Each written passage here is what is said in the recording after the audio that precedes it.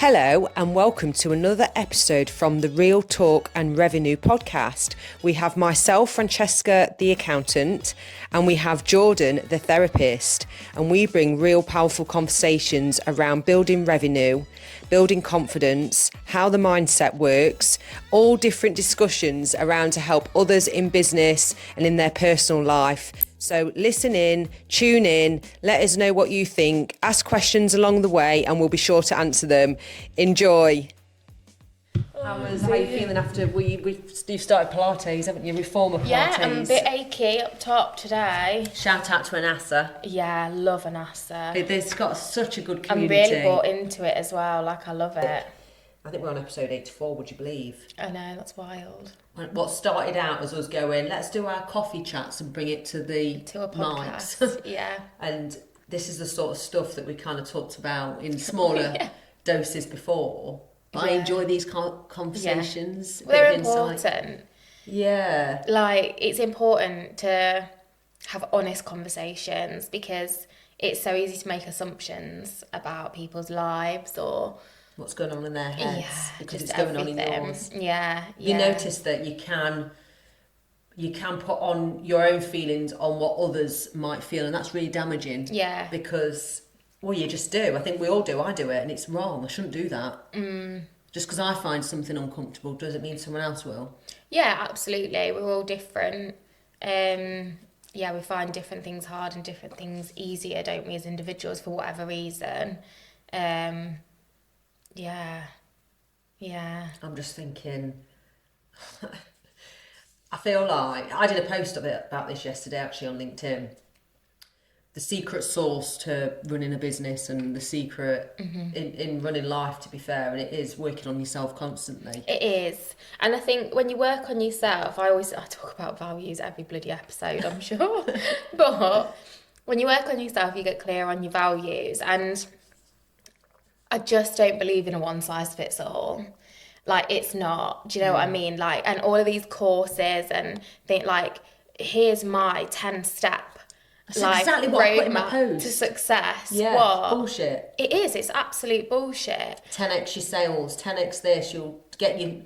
It's not even necessarily be around the right people. Of course it is, but it's always still working on yourself. Yeah, but I just think like you've got to get to know yourself, and obviously there are certain things that are helpful in business and it's good to learn about, but you can't carbon copy other people's things. Like, you can't do it because, like, I'm not you. So say I was another accountant, like, and I wanted to build a business, I could take some really good, like, core tips from you, but I can't build the same business as you. I'm not you, I'm not your personality. Like, and again, we spoke about personal brand before, haven't we? But you've just got to get clear on, like, who you are and who your values are and what's a little bit different about you. Like, what are you bringing? Like, what would I bring that's different to you? And do you know what I mean? 100%. And again, not competitively, but just like, it's that classic, like, amplifying your own strengths and traits. Yeah. And, just capitalising on that, I think. That is so valuable to anyone listening right now, where they're scared of setting up a business because someone down the road's doing it, or up the street, or whatever, round the corner, so close. The way the world's going, I would not fear giving that a go, obviously, but I would fear more that you're not working on yourself. Yeah. And going, well, I've always done it this way. Because what I think is healthy is seeing what is happening up the road, if it's the same field of line of work, and going, oh, okay, let's see what they're doing. Right, okay, how do we differ? And really go back to your core values again, which will change. Yeah. Mine have changed massively. To be honest, if someone said to me, what are your values? What my main one, and from the beginning of Future Cloud, was always communication. Yeah. However, I noticed that I wasn't aligning very well with that in a way because I was putting all the people that didn't communicate very well back. Yeah. So So it's no good me being the best communicator in the world if I'm surrounded by people that are playing mind games because they don't say anything to you. Yeah. So what's that all about? Yeah. So I can be the best talker and pull information out of people. Yes, I can. But if they're not willing to give me anything. Yeah. Or they think nasty thoughts of you rather than saying, oh, what did you mean by that? Or what you thinking on the business then? Oh, that's the simplest question. Yeah. But people avoid that because they don't necessarily want to hear it. But why don't want to hear it? Because they're scared that someone's going to say, we need to do this to get better. They don't want to hear better. Yeah. They want to know that what they're doing already is all right. Yeah, and again, like, just stick in that comfort zone. Keep doing what you're doing. Like, no, I'm comfortable with this. I know what I'm doing. And often it's just like that control thing. And like intolerance of uncertainty, feeling uncomfortable. Which I am. I'll tell you something now. And I half question myself at times, but I feel uncomfortable a lot of the time. I was thinking this when I was driving to Nando's yesterday. Oh, I love a Nando's. I know, it's great, isn't it? Just nice, you know what you're getting, tasty. Yeah. And I was thinking, like, obviously this last sort of like month, I've been like perpetually uncomfortable with like so many decisions I've made, and conversations I've had to have, situations I've had to put myself in, like for the sake of like my daughter and stuff like that. But you've just got to do it, like. And I thought I've been in a ton of uncomfortable situations. I've felt anxious, but I've had a confidence that it was the right thing to do. Yeah. And showing up in different spaces and communicating with certain people in different ways was the right thing to do. Like, regardless of the response that you get back, sometimes it's just the right thing to do for like you sticking to your morals and like integrity. And I think that's made me quietly confident whilst also feeling very uncomfortable. Do you know what I mean? Clap. That is so. Thank you for sharing that, because I think more people need to hear that. That a month is a long time to sit in the unknown, be uncomfortable, and it'll be longer. Like, it will be longer, but you're doing it. Yeah. That it's probably. I think that's why people avoid having a conversation or a decision made, because it's always that fear of getting it wrong. Yeah, and fear of the unknown, and like what if it's the wrong decision. And I think like sometimes you just know in your gut it's the right decision. Trust your gut. And I always think as well, like, if you are wrong for whatever reason, then you can change your mind. Like, sometimes it isn't possible to go back on decisions, but I always say to like clients in the therapy room as well, like, you're always going to have choice. Like, if you've made a wrong decision, like say you've left a job, for example, and you're like, oh my God, the new job is so much worse and I didn't even realise, you can go back and ask for a job back at your old company. Of course. Like, you can do that. Yeah. People don't like to because of embarrassment or whatever, but swallow your pride. If that's what you actually want, just go back and say, I've made a mistake. Yeah. But so many people can't do that. And it's just like, cut your nose off to spite your face. Yeah. Isn't it? It's so true. But I think, What's the worst that's going to happen though? You are going to feel uncomfortable in life, like making some decisions and being in different spaces.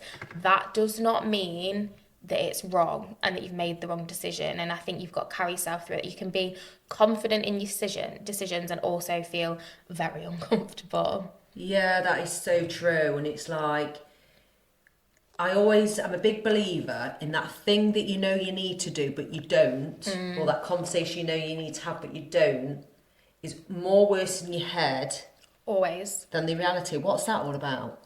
It's just about anticipatory anxiety, isn't it? And our brains are hardwired to kind of predict threat for survival. Yeah. And obviously, like, our brains have evolved, haven't they? The society's evolved over the years, so that's where catastrophizing comes in. We're trying to like map out potential threats in order to kind of prepare, like fight or flight. But of course, like, it's not always helpful in this day and age. Like, in certain situations, like, it's not helpful if you just catastrophizing and you haven't got enough data or you haven't got the outcome. Like, you've got to do the thing and then respond to the outcome, essentially. Oh God, it's so true. I remember the amount of times, and this is me being really honest, I've had started a conversation with somebody, and within 1 minute, I've gone, oh shit, what have I said? You always do that. Because it feels uncomfortable. You always come to me, don't you, and say like, and it's that mid moment that you're like, I shouldn't have said that. Yeah. or have said it wrong, or they've Yeah. taken it wrong. Yeah, and they never do. It's because I'm telling myself in the conversation and my fight or flight's going wild. And what actually does happen, in a bit of time, it always comes good. Because some people, when you give a bit of context behind something, one, they think, God, you're honest. Yeah. Ouch. Then they go, well, hang on a minute. Is she being nasty? Well, no, she isn't. Do I actually do that sometimes? Yes, I do.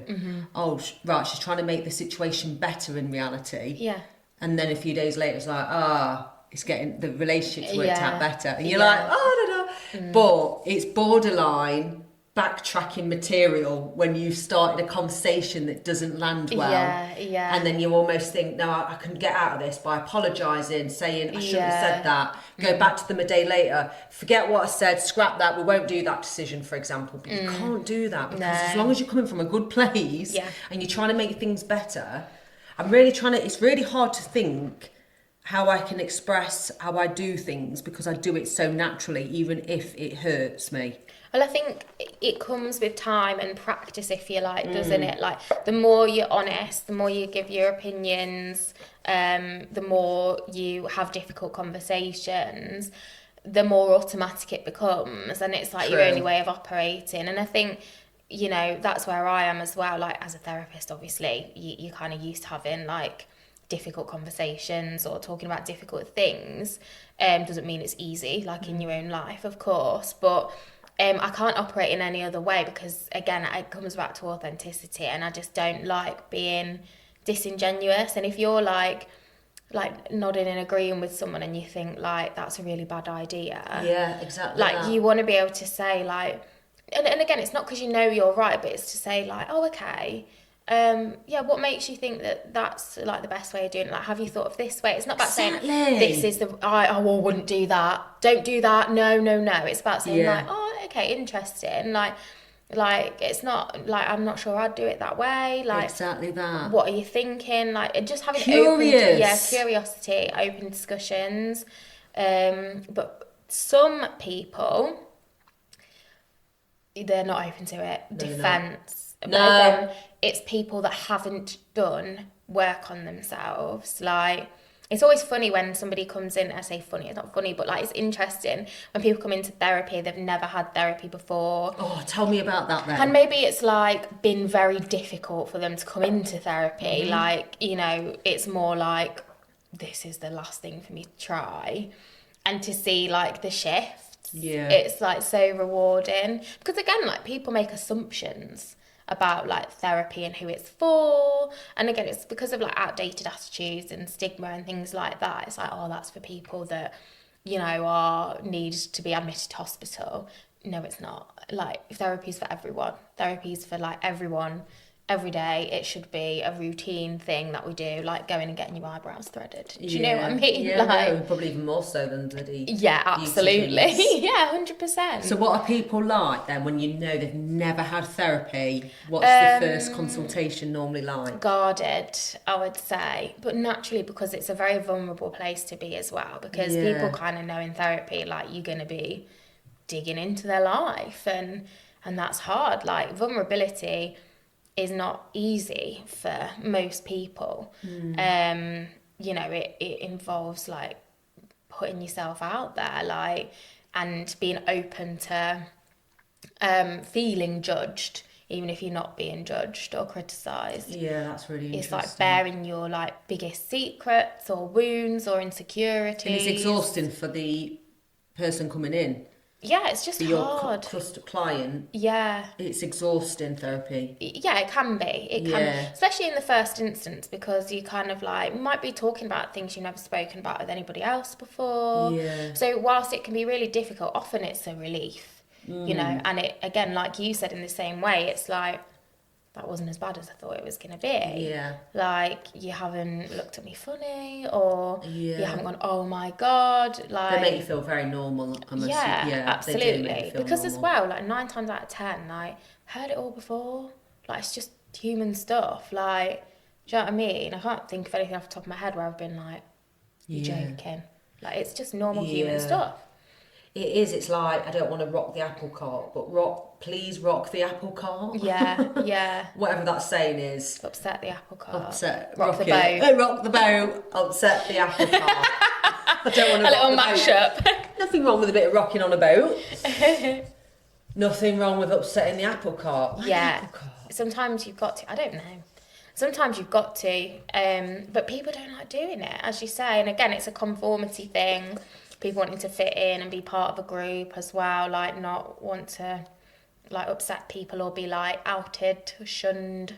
So for example, you've got a partner you need to say something to, you're not happy with something, and then you want to say something. What's the worst that's going to happen in their response? That's why I always have to think to myself, what's the worst that's going to happen? People often think like they'll leave me. Right, let's say they did, that ended up leaving. Do you want to be with someone that can leave that easily? Exactly, but often people aren't ready. They don't feel ready for that loss, or they don't want to feel out of control of that situation. So often people will wait until like they're almost ready for that person to walk away. Or they've met somebody else. Sometimes. It's true. Sometimes people will do. Yeah, there are some people that obviously like they can't leave a relationship till somebody else is lined up because they don't want to be on their own, which is quite upsetting, isn't it? But they don't go out. They don't set out to find somebody. Obviously, we're not saying that. No, often it's a subconscious thing, and it's just like out of one into the other. Like, yeah, that's so true, isn't it? And I still think there's ways and means, even if that does happen, because that's life. Yeah. But I do think when that happens, there is therapy work you can do, because sometimes you could probably drag past behaviours without doing the inner work into new relationships, which isn't fair for both parties anyway. Yeah. So if like they had a conversation, I know in the past then, the thought of like being on my own, for example, and not knowing how I'm going to survive is sometimes that unbearable. Yeah.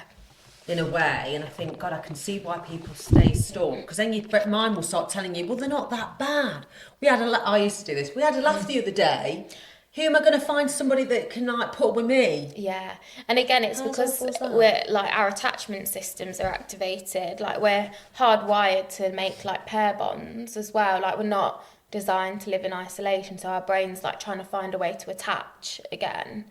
When actually, rationally, you're like, no, this isn't a person that I need to attach to, like in this way, like, and it's for me as well. I think it's not always about like how am I going to find someone else. Like that's often like the fear for people, but for me, it's kind of like, well, it's all right if I'm on my own. Like I can be more comfortable on my own, or more like peaceful or settled or whatever on my own than in this particular relationship. And then think about another relationship later down the line. Like, I think people forget that there's like, I don't know how many people in the world, but, you know. Big pool of people, 7 billion or something. Yeah, something like that. I don't know. Crazy. And like, you know, if you live in a small town or whatever, it's easy to think like, there's no one left. Yeah, there's no one left. Everyone's got somebody. It's like, well, no. And like, not to be awful, but nowadays, like, people are always like divorcing and separating. People move in and out of different areas. You might move in and out in different areas. And of course, like nowadays, you've got like dating apps and stuff, which, you know, great for some people, like not so good for others. But yeah, so it's more about like, no, it's not about who's next, who I'm going to find. It's like, do you want to be in a relationship with this person? Like, if nothing changes in the next 5-10 years, are you going to be all right? Exactly. And a lot of people go, no, I can't do that. And I'm like, right. Start now. What are you doing then? So true, isn't it? Just frigging start now. Another thing is, I think I'd like someone that can bring stuff to the table for me, though, as well. Yeah. This is why, like, even our board meetings at work, it's challenging at times, and it needs to be. It needs to be. I need challenge back, and I can see why, with my role in the business, it's harder to challenge someone that's your boss or whatever. And I hate that term, really do. But at the same time, not in a challenge as in, well, why are you doing that? Not, it's that behaviour that people can't communicate. It's the defence chat. Just like, actually, like, have you thought? I'm not really happy with like the way this is. Like, I'm not sure what the solution is, but like, can we look at it? Is there another way we can do it? Like, I'm just not enjoying this part, or it's just really clunky and it's taking up a lot of time. Like, just put it on the table. You don't have to be like, this is a joke. Like, you're always rude or whatever. Yeah, just like, I'm struggling, like, and it's the same with clients. So many accountants, sorry to say this, but I'm going to be honest here, I feel bury their heads when it comes to their clients. Yeah, like, you just got to keep them happy, like, keep them paying. Yeah, and it's not about that. It's not. And it's like, please check in. And it's okay. It's the art of communication again on how you deal with a client. And if something doesn't feel right, then do something about it, change it. But you can't just leave it festering, because that will impact your personal life. Yeah. And it's managing that, and it's like, rip the plaster off and have that conversation. Yeah, absolutely. Because it's like, what's to be gained? Everyone's catastrophizing, like, I'll lose my job, or like, I'll lose that client, or, you know, they'll get really angry. And it's like, oh, well, okay. Yeah. Like, they might, what if they do? Like, and we talk all the time, don't we? Like, not every client is for you. Yeah.